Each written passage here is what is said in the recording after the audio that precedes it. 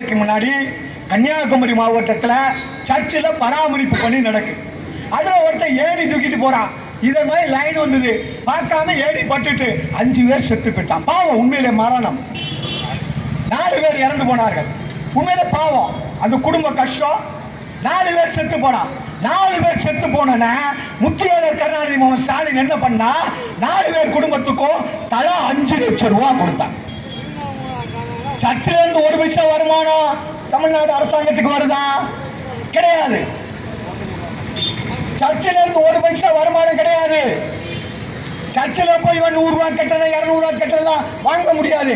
ஆனா சர்ச்சில் ஒருத்தர் மின்சாரம் தாக்கி இறந்து போனா அவன் குடும்பத்துக்கு 4 பேர் குடும்பத்துக்கு தலா 5 லட்சம்னு 20 லட்சம் ரூபாய் 20 நாளைக்கு முன்னாடி, ரொம்ப நாளைக்கு முன்னாடி இல்ல, 20 நாளைக்கு முன்னாடி முத்துவேலர் கருணாநிதி மோகன் ஸ்டாலின் கொடுத்தார்.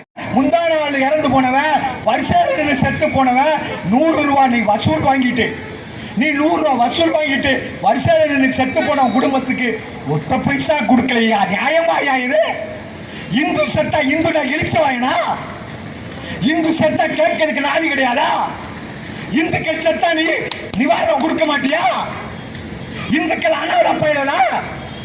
கிறிஸ்தவனுக்கு கொடுக்கிய 5 லட்சம் ரூபாய். இந்துக்கள் இழிச்ச வாயினா?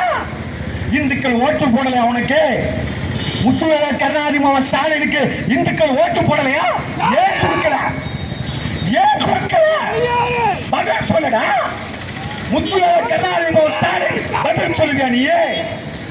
அறநிலையத்துறை அமைச்சர் சேகர் பாபு பதில் சொல்லுவியா நீயே? மக்கள் கேட்கிறான், பொதுமக்கள் கேட்கிறான். இந்துன்னா அப்ப இழிச்சவாய. இந்து கோயில வந்து அடிபட்டு செத்தாலும் இவன் கண்டுக்கிட மாட்டான். என்ன அரசாங்கம்?